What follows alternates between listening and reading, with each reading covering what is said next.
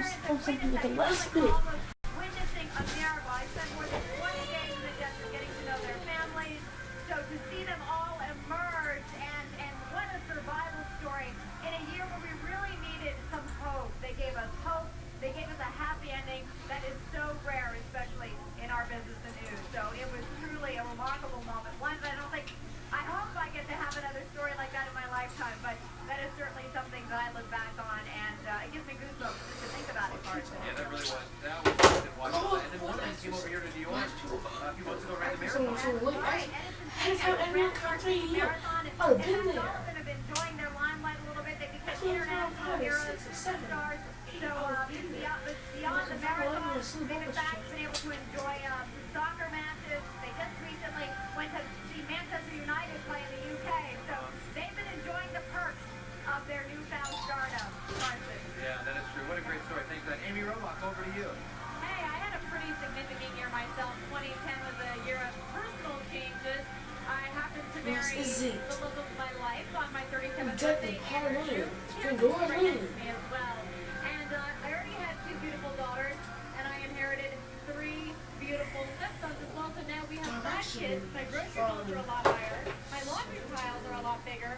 But it's a very happy family. Andrew, what do you think we're going to have in store for us in 2011? First of all, I'd say you're an amazing mom, an amazing stepmom, and I am the luckiest. I think this is, we've all struggled, we've all changed. This is the decade of, we're all the same. What about a printer? The decade of equality. I think it's going to be a great, great time. All right, Carson, back to you. He handles you a little aggressively, doesn't he? That Andrew Shue. Surge around here. All right, it's okay. It's all in love. That is great, Amy. That's good for the both of you. 2 kids and 5 kids. Maybe next year you'll be the Octomom is what you're telling me. Really, you had to go there. I'm sorry. Okay. I'm sorry about that. Well, it's sort of an odd silence right now. The lack of ambient sound behind me is reflected. This happens every year. It just means obviously less than 5 minutes away from the new year. Everybody just sort of sits here like this, staring at the ball, and they've been partying for the last 6 hours, and it's sort of quiet right now behind me. And you'll hear John Lennon start to play. It sounds imagine maybe John Lennon. I'll explain that in a second. This year a little bit different. But just kind of, with 4 minutes left, people just reflecting on 2010. In 2008 we were here. It was super rough. Last year, definitely a lot more optimism, and you can hear the beginning notes of Imagine. That's always a sign that the new year is almost here. John Lennon's Imagine, today being performed by Kyle Cruz. Every year, as I mentioned, just before the ball drops, the crowd sits here in Times Square, and they all sing this classic song. 30 years after we lost John, it's as poignant as ever. And there's an electricity that fills these streets every year with the playing of this song. The Liverpool boy proudly called New York City home as a man. He would have been 70 years old this year. His presence still very much alive throughout New York. At a nice moment, and we'll sort of take some shots here with just about 3 minutes. The mayor will get to the stage and they'll drop the ball. And let's go back down. You've got some people in Times Square, Natalie? Yes, I do. In fact, I have a really sweet story here. 2 sisters who combined their earnings and they bought their mom a ticket here to New York City. Is that right? Yes. Has it been a lifelong dream of yours to be able to see the ball drop here in Times Square? It has. It's been on the bucket list. And what's it like now? Experience this just a couple minutes away. So exciting. It's so exciting. It's amazing. And who was the daughter who initiated this whole idea?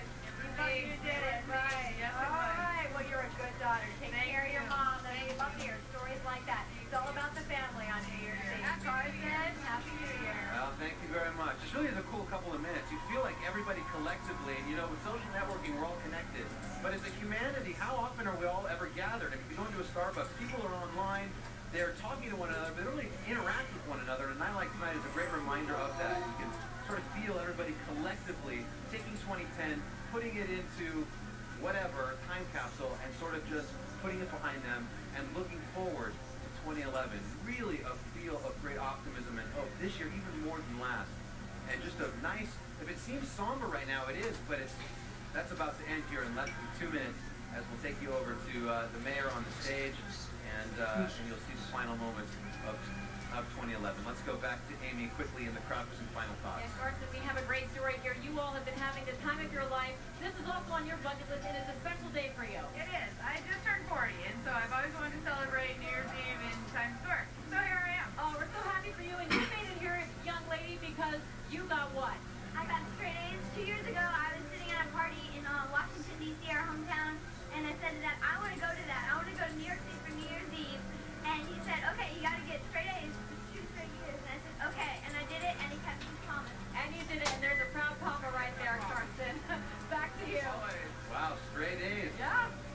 have asked for the car. I mean, it's nice here, but...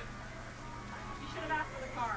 Well, maybe a few years until they're driving. And there is a great shot of 1 million people less than a minute now until the dropping. And let's go to the stage. You see Michael Bloomberg there, the mayor, with his guest of honor, the 2010 Medal of Honor winner, Staff Sergeant Salvatore Giunta. They'll press the button, and here we go.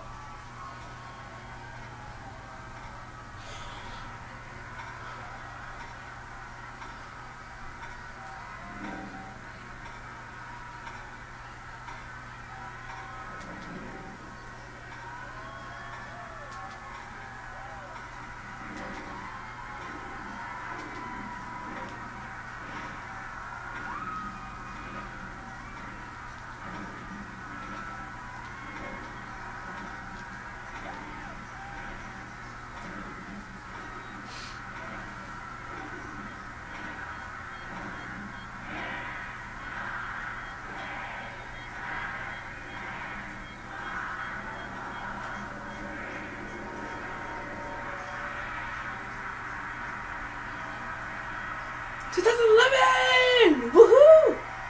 Oh yeah, today is a brand new day.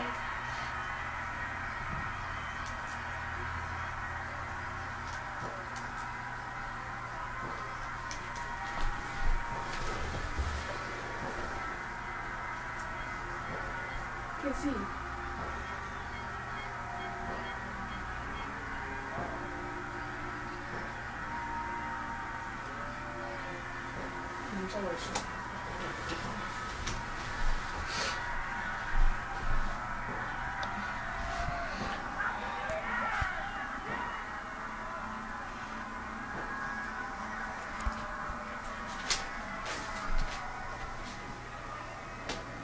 Happy New Year!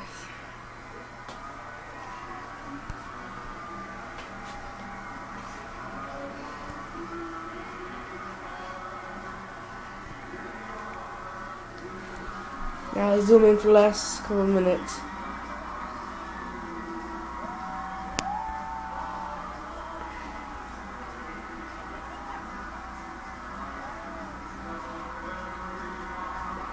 We don't want to play on that ball.